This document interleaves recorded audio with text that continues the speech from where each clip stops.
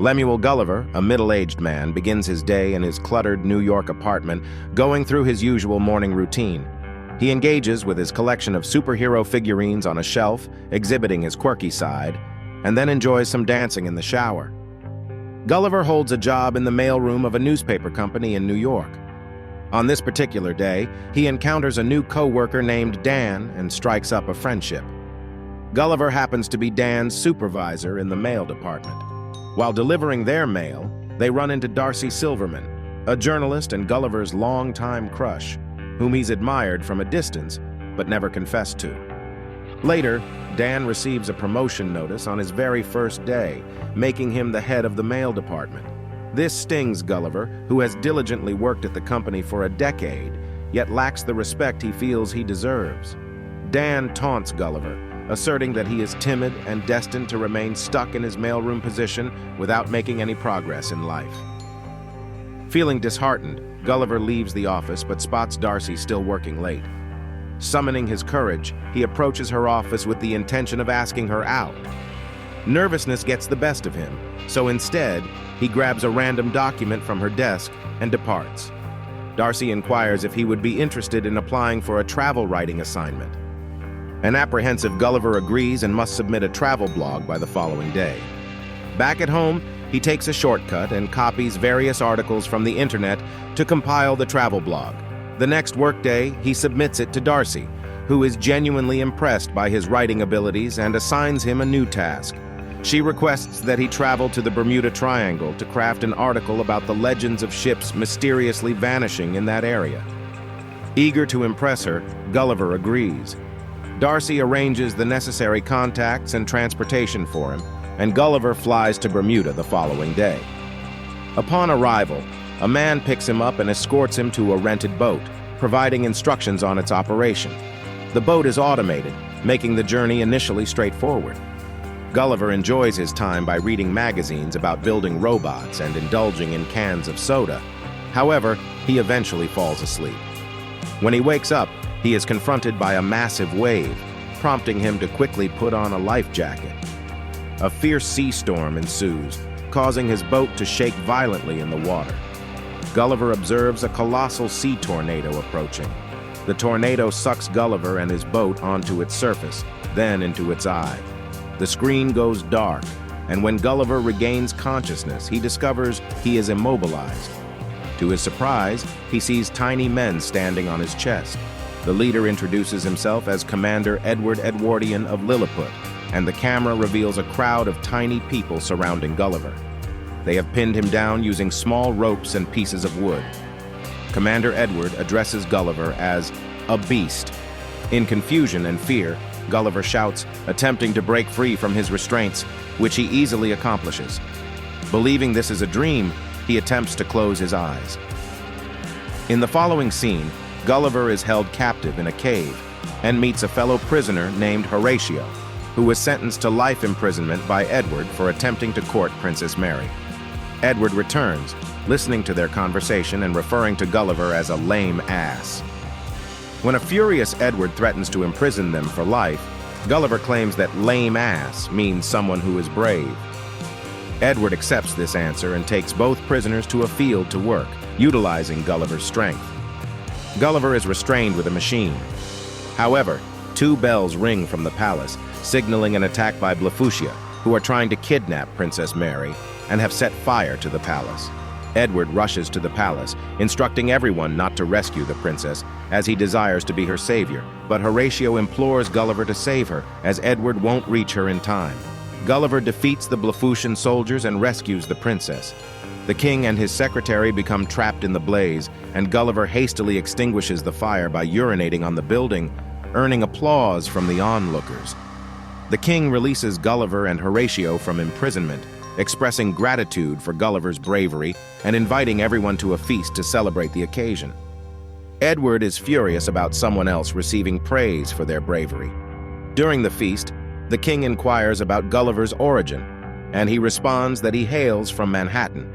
The people mistakenly believe Gulliver was the president of Manhattan due to his bravery and heroic deeds. Gulliver, reveling in being a hero for the first time in his life, fabricates a story, claiming he was known as President the Awesome. Everyone, except Edward, buys into the tale. The next day, the people of Lilliput build an elaborate residence for Gulliver with all the amenities he was unable to attain in New York. At Gulliver's request, the king dispatches a search party to locate his washed-up boat. Gulliver also convinces them to construct a theater to accommodate the entire kingdom. He presents a drama of the sinking Titanic, portraying it as the story of his own life, and the audience is captivated by his supposed tragic life. Edward inquires about how Gulliver survived his drowning, and Gulliver responds that he was resuscitated. Later, Horatio requests Gulliver's assistance in impressing Princess Mary, and Gulliver agrees. They both head to the palace, where Horatio approaches the princess. Gulliver, hidden nearby, whispers the lyrics of the song "Kiss" for Horatio to repeat. As the song concludes, Princess Mary begins to develop feelings for Horatio. However, her interaction with Edward, who has arrived to court her, is inevitable, as they are destined to marry due to Edward's reputation as the bravest individual in the kingdom.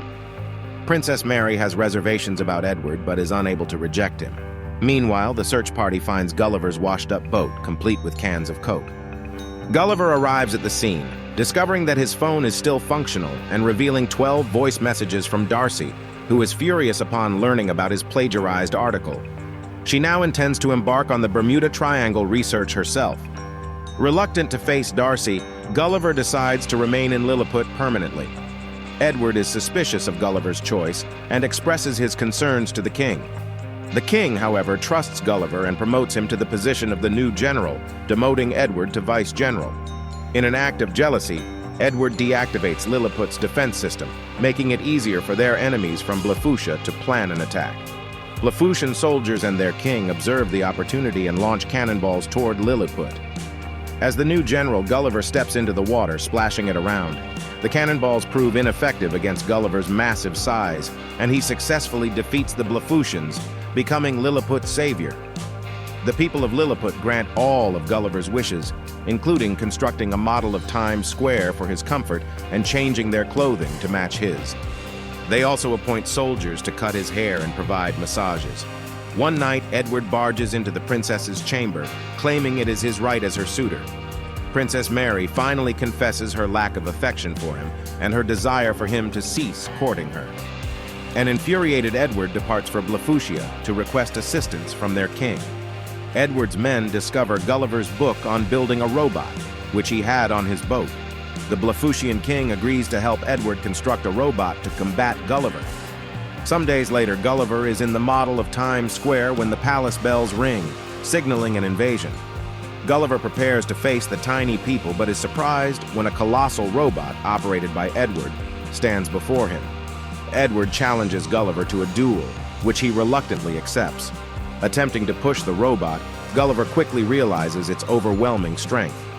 The robot lifts Gulliver by his pants and forces him to concede defeat, during which he also admits to fabricating the story of being President the Awesome. The king and the princess are shocked by his betrayal. Edward banishes Gulliver to a forbidden place known as the Island Where We Dare Not Go. Once there, a giant little girl picks him up, as the island is inhabited by giants.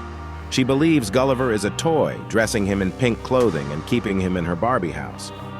Meanwhile, in Lilliput, Darcy's body washes up on the shore. Gulliver had claimed that Darcy was his princess back home, leading Edward to recognize her and imprison her. In prison, Darcy meets King Theodore and the Queen, who have been captured following Gulliver's defeat. Horatio witnesses this and embarks on a journey to the island where we dare not go to rescue Gulliver. On the island, Horatio, who is minuscule in comparison, successfully reaches Gulliver. The little girl's dollhouse also contains a U.S. Air Force pilot's skeleton with a parachute, which Gulliver uses to escape and fly back to Lilliput. He initially visits Darcy in prison, confessing his feelings for her, and she forgives him for the plagiarized article. Gulliver decides to challenge Edward to a duel, not to prove his bravery, but to genuinely help Lilliput. The following day, they face each other in preparation for battle. Gulliver proposes a deal. If he wins, Edward must return the kingdom to King Theodore, but if he loses, Edward will destroy the kingdom. They engage in combat, with Edward quickly gaining the upper hand. Horatio intervenes by entering the robot and eventually disabling it, allowing Gulliver to defeat it. The crowd erupts in cheers, and Darcy even celebrates their victory. Due to Horatio's courage, he is granted permission to court Princess Mary, and the two share their first kiss. However, Edward, on the brink of madness, takes the princess hostage, and she, having had enough of him, overpowers the traitor. Darcy then shares her first kiss with Gulliver. The Blefuscan and Lilliputian kings, Theodore and the Blefuscan king, are about to resume hostilities, but Gulliver intervenes. He helps facilitate peace between the rival island nations by reciting Edwin Starr's War. Ultimately, Gulliver and Darcy return to New York City aboard their repaired ship. Several weeks later, Gulliver has left his mailroom job and become a travel writer, and he and Darcy are in a happy relationship.